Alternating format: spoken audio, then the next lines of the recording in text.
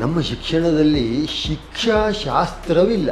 ಶಿಕ್ಷಾಶಾಸ್ತ್ರವಿದ್ದರೆ ನಮಗೆ ಕನ್ನಡದ ಪದ ಸರಿಯಾಗಿ ಅರ್ಥವಾಗ್ತದೆ. ಬ್ರಾಹ್ಮಣ ಭಾಗ ಮತ್ತು ಮಂತ್ರ ಭಾಗ ಎರಡೂ ಸೇರಿದಾಗ ವೇದವಾಗ್ತದೆ. ಕೇವಲ ಮಂತ್ರ ಭಾಗ ಒಂದೇ ವೇದವಾಗುವುದಿಲ್ಲ, ಕೇವಲ ಬ್ರಾಹ್ಮಣ ಭಾಗ ಒಂದೇ ವೇದವಾಗುವುದಿಲ್ಲ. ಅದು ಎರಡೂ ಮಿಲನವಾದವಾಗ ಮಾತ್ರ ವೇದ ಅಂತ. ಅಜ್ಞಾನ, ಅನ್ಯಾಯ, ಆಲಸ್ಯ, ಅಭಾವ, ಇದು 4 ಆಸುರಿಯ ಶಕ್ತಿಗಳು. ಆಚೆಂದ್ರೆ ಏನು ಮಾಡಿದ್ರು? ವೇದ್ಯಂತೆ ಜ್ಞಾಪ್ಯಂತೆ ಧರ್ಮ ಅರ್ಥ ಕಾಮ ಮೋಕ್ಷಾಹ ಇತಿ ವೇದಾಹ. ಈ ಪದದ ವ್ಯುತ್ಪತ್ತಿಯನ್ನು ಹೀಗೆ ಮಾಡಿದರು. ನಮ್ಮಲ್ಲಿ ಈ ಪದಚ್ಛೇದದಲ್ಲೇ ತಪ್ಪಾಗೋದು. ಅದಕ್ಕೆ ಕಾರಣ ವರ್ಣವನ್ನ ಜಾತಿ ಮಾಡೋದು, ಜಾತಿಯನ್ನು ವರ್ಣ ಮಾಡೋದು. ಈ ರೀತಿಯಾಗಿಯೇ ಗೊಂದಲವಾಗಿದೆಯೇ ವಿನಃ ಆ ಗೊಂದಲಗಳು ನಾಶವಾಗಬೇಕು ನಮಗೆ. ಹೌದು.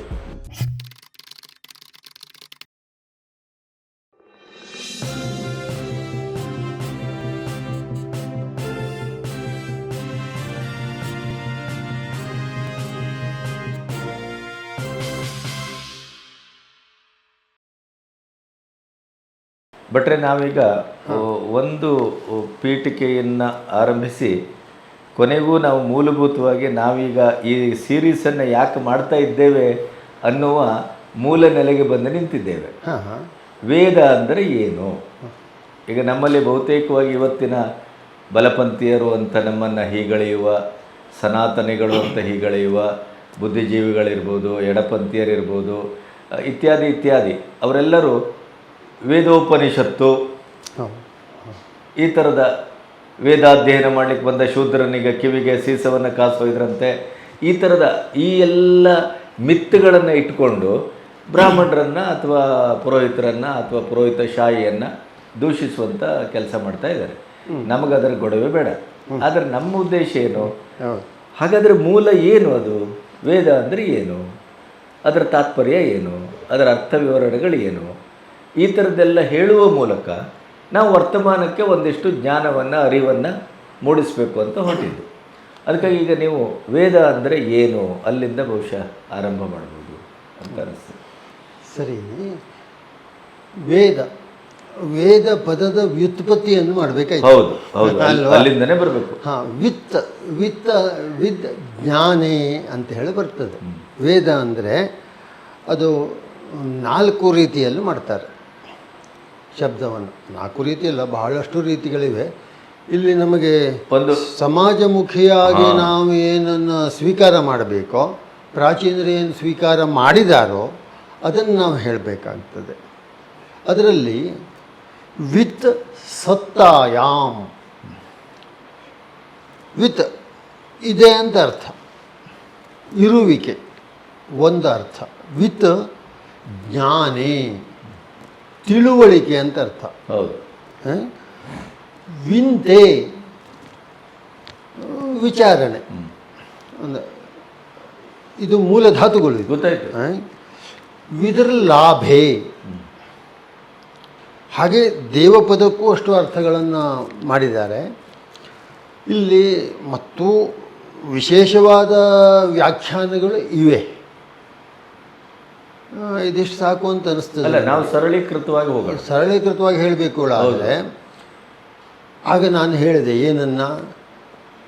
ಅಜ್ಞಾನ, ಅನ್ಯಾಯ, ಆಲಸ್ಯ, ಅಭಾವ, ಇದು 4 ಆಸುರಿಯ ಶಕ್ತಿಗಳು. ನಮ್ಮ ಸಮಾಜದಲ್ಲಿ ಇವತ್ತು ಅದೇ ಇವತ್ತು ಶಕ್ತಿಗಳಾಗಿದೆ. ಹೌದು. ಅಲ್ಲಲ್ಲ, ಇದು ಮೊದಲು ಹೀಗೆ. ಮೊದಲು ರಾಕ್ಷಸರು ಅಂತ ಕರೆತಿದ್ರು. ನಾವೀಗ ಬೇರೆ ಭಾಷೆಯಲ್ಲಿ ಕರೀತೇವೆ, ಬೇರೆ ನಾಮಕರಣ ಆಗಿದೆ. ಹೌದು.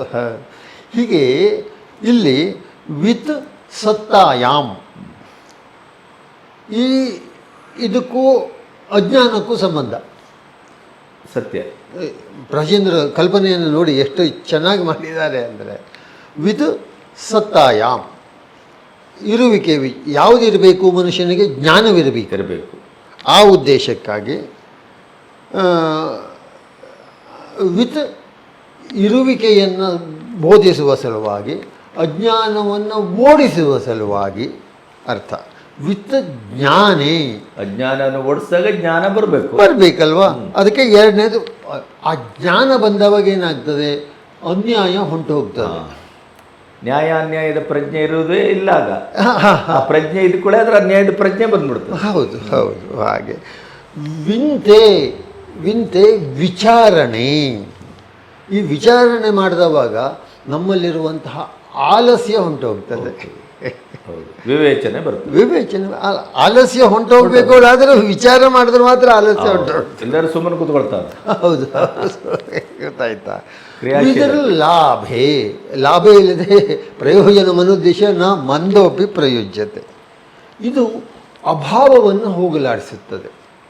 ಇದೇ ಸಮಾಜದ ಶಕ್ತಿಗಳು ಇವು. ಇದನ್ನೇ ಪ್ರಾಚೀನರು ಬ್ರಾಹ್ಮಣ, ಕ್ಷತ್ರಿಯ, ವೈಶ್ಯ, ಶೂದ್ರ ಅಂತ ಕರೀತಾರೆ. ನೋಡಿ, ವೇದ ಪದದ ವ್ಯುತ್ಪತ್ತಿಯಲ್ಲಿಯೇ ಇಲ್ಲಿ ಬಂತು ವರ್ಣ ವ್ಯವಸ್ಥೆ ಇದೆ.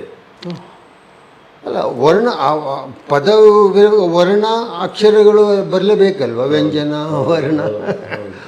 ವರ್ಣ ಅಂದರೆ ಈ ರೀತಿಯಾಗಿಯೂ ಬರ್ತದೆ. ವರ್ಣ ಅಂದರೆ ಸ್ವಭಾವನೂ ಆಗಿರ್ತದೆ. ನಮ್ಮಲ್ಲಿ ಈ ಪದಚ್ಛೇದದಲ್ಲೇ ತಪ್ಪಾಗೋದು. ಅದಕ್ಕೆ ಕಾರಣ ವರ್ಣವನ್ನ ಜಾತಿ ಮಾಡೋದು, ಜಾತಿಯನ್ನ ವರ್ಣ ಮಾಡೋದು. ಈ ರೀತಿಯಾಗಿಯೇ ಗೊಂದಲವಾಗಿದೆಯೇ ವಿನಃ ಆ ಗೊಂದಲಗಳು ನಾಶವಾಗಬೇಕು ನಮಗೆ.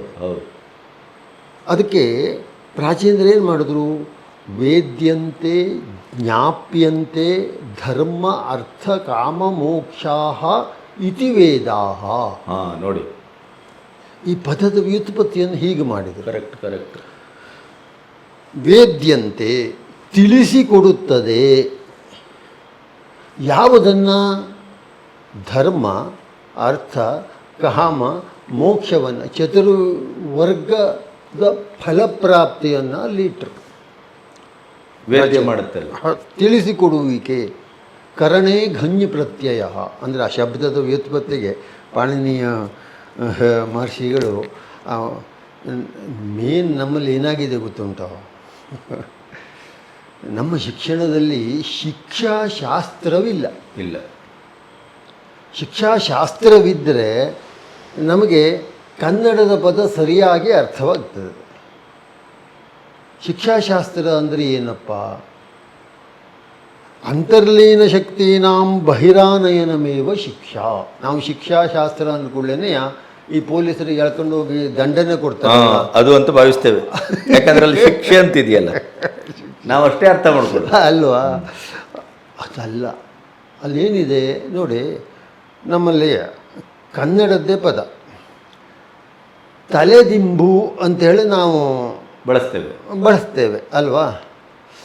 ಇದು ವಾಸ್ತವಿಕ ಕನ್ನಡದ ಪದವೇ ಅಲ್ಲ. ಇದು ಕನ್ನಡದ ಪದ ಏನಿದೆ? ತಲೆಗೆ ಇಂಬು, ತಲೆಗಿಂಬು. ಗೊತ್ತಾಯ್ತು, ದಿಂಬಲ್ಲ.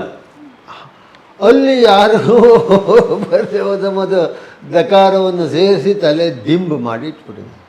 ಹಾಗೆ ಕೋಟಿ ಅಂತರ, ಕೋಟ್ಯಂತರ, ಕೋಟ್ಯಂತರವಾಗಬೇಕು. ಹೌದು, ಕೋಟ್ಯಾಂತರ ಅಲ್ಲ. ಇದನ್ನೆಲ್ಲ ಶಿಕ್ಷಾಶಾಸ್ತ್ರ ಹೇಳ್ಕೊಡ್ತದೆ. ಇದು ಮುಂದೆ ಈ ವೇದದ ಅಂಗಗಳಲ್ಲಿ ಬರ್ತದೆ. ಅದನ್ನು ವಿವರಣೆಯನ್ನು ಮಾಡಿ. ಈಗ ವೇದ್ಯದಲ್ಲಿದ್ದೀರಿ. ವೇದ್ಯಂತೆ ಜ್ಞಾಪ್ಯಂತೆ ಧರ್ಮಾರ್ಥ ಕಾಮಮೋಕ್ಷಾಹ ಇತಿ ವೇದಾಹ. ವೇದ ವಿವರಣೆ ಕೊಡಿ. ಪದದ ವ್ಯುತ್ಪತ್ತಿ. ಧರ್ಮದ ವ್ಯಾಖ್ಯಾನ ಬಹಳಷ್ಟಿದೆ. ಆ ಸಂದರ್ಭದಲ್ಲಿ, ಧರ್ಮಶಾಸ್ತ್ರದ ಸಂದರ್ಭದಲ್ಲಿ ಅದರ ವಿಚಾರಣೆಯನ್ನು ಮಾಡುವ. ಅರ್ಥ ಅಂದರೆ ಹಣ. ಕಾಮನೆಗಳು. ಕಾಮ ಅಂದರೆ ಕೇವಲ ಲೈಂಗಿಕತೆ ಅಲ್ಲ. ಇಂಗ್ಲಿಷಿನ ಸೆಕ್ಸ್ ಅಷ್ಟೇ ಅಲ್ಲ. ಕಾಮ ಅಂದರೆ ಅದು ಹೌದು, ಅಲ್ಲಲ್ಲ, ಆಸೆಗಳಲ್ಲಿ ಅದೇ ಅಲ್ಲ ಅಂತ. ಅದೇ ಅಲ್ಲ. ಮೋಕ್ಷ, ತ್ಯಾಗ. ಕರಣೆ ಗಂಜಿ ಪ್ರತ್ಯಯ. ಗಂಜ್ ಅಂದರೆ ಮಾಡು ಅಂದರೆ ಕ್ರಿಯೆಯನ್ನು ಬೋಧಿಸುವಂತಹ ಒಂದು ಪದ. ಇದು ವೇದ ಪದದ ವ್ಯುತ್ಪತ್ತಿ ಆಯಿತು. ವೇದ ಅಂದ್ರೆ ಏನು? ಏನು? ಈ ನೀವು ಪದದ ವ್ಯುತ್ಪತ್ತಿ ಮಾಡಿಬಿಟ್ರಪ್ಪ, ಈಗೆಲ್ಲ ಆಯ್ತು ಒಳ್ಳೆಯದು. ಈ ವೇದ ಯಾವುದೇ ಕೇಳಬೇಕು ಅಲ್ವಾ? ಆವಾಗ ಮಂತ್ರ ಬ್ರಾಹ್ಮಣಯೋ ವೇದ ನಾಮಧೇಯತ್ವಂ ಅಂದರು. ಮಂತ್ರ ಬ್ರಾಹ್ಮಣಯೋ, ಮಂತ್ರ ಭಾಗ ಬೇರೆ, ಬ್ರಾಹ್ಮಣ ಭಾಗ ಬೇರೆ. ಅನಯೋರೇಕ ಸಂಗ್ರಹೇ, ಈ ಬ್ರಾಹ್ಮಣ ಭಾಗ ಮತ್ತು ಮಂತ್ರ ಭಾಗ ಎರಡು ಸೇರಿದಾಗ ವೇದವಾಗ್ತದೆ. ಕೇವಲ ಮಂತ್ರ ಭಾಗ ಒಂದೇ ವೇದ ಅಲ್ಲ, ವೇದವಾಗುವುದಿಲ್ಲ. ಕೇವಲ ಬ್ರಾಹ್ಮಣ ಭಾಗ ಒಂದೇ ವೇದವಾಗುವುದಿಲ್ಲ. ಅದು ಎರಡೂ ಮಿಲನವಾದವಾಗ ಮಾತ್ರ ವೇದ ಅಂತ ಆಗ್ತದೆ. ಮಿಲನ ಆಗೋದು ಹೇಗೆ? ಅಲ್ಲಿ ಮತ್ತಲ್ಲಿಗೆ ಆಕಾಂಕ್ಷೆ ಮುಗಿಲೇ ಇಲ್ಲ ಅಲ್ಲಿಗೆ. ಅರೆ ಇದೇನಪ್ಪ ಮಂತ್ರ ಬ್ರಾಹ್ಮಣಿಯೋ, ಹಾಗಾದ್ರೆ ಮಂತ್ರ ಅಂದ್ರೆ ಏನು? ಹಾಗಾದ್ರೆ ಬ್ರಾಹ್ಮಣ ಅಂದ್ರೆ ಏನು? ಬ್ರಾಹ್ಮಣ ಅಂದ್ರೆ ಏನು ಹೇಳುವಂತಹ ಪ್ರಶ್ನೆ. ಅದು ಎರಡಕ್ಕೆ ಉತ್ತರ ಕೊಟ್ಟು ಆಮೇಲೆ ಮಿಲನಕ್ಕೆ ಹೋಗಬೇಕು ಅಲ್ವಾ? ಅದೇ ಈಗ ಅದನ್ನು ಕೇವಲ ಒಂದು ವ್ಯಕ್ತಿಗೆ ಈಗ ನೋಡಿ, ನಾನು ಈ ಹಿಂದೆ ಒಮ್ಮೆ ನೀವು ನಿಮ್ಮ ಚಲನದಲ್ಲಿ ಒಂದು ಪ್ರಶ್ನೆ ಕೇಳಿದ್ರಿ, ಪುರಾಣವನ್ನು ಓದಬೇಕಿದ್ದರೆ ಭಾಷಾತ್ರಯಂ ಯೋ ನ ಜಾನಾತಿ ರೀತೀನಾಂ ಶತಮೇವ ಚ ವ್ಯತ್ಯಾಸಾದೀನ್ ಸಪ್ತವೇದಾನ್ ಹೇಳುವ ಶ್ಲೋಕವನ್ನು ಹೇಳಿ. ಅನ್ನೊಂದು ಪುರಾಣವನ್ನು ಓದಬೇಕಿದ್ದರೆ ಅದಕ್ಕೆ ಒಂದು ಲಕ್ಷಣವಿದೆ. ಹೌದು. ಹಾಗೆ ವೇದವನ್ನು ಓದಬೇಕಿದ್ರೆ ಅದಕ್ಕೂ ಒಂದು ಲಕ್ಷಣವಿದೆ. ನಾವು ಕತೆ ಕಾದಂಬರಿಯನ್ನು ಲಾಕ್ಷಣಿಕ ಶಾಸ್ತ್ರದ ಅರಿವಿದ್ರೆ ಮಾತ್ರ ಅದರ ಪರಿಜ್ಞಾನವಿದ್ದರೆ ಸರಿಯಾದಂತಹ ಅರ್ಥ ಅವಬೋಧವಾಗ್ತದೆ, ಮೂಲ ಅರ್ಥವಾಗ್ತದೆ. ಇಲ್ಲದೆ ಹೋದರೆ ಗೊಂದಲ, ಅನರ್ಥವೇ. ಹಾಗೆ ಹಾಗಾದರೆ ಮಂತ್ರ ಲಕ್ಷಣ ಏನು?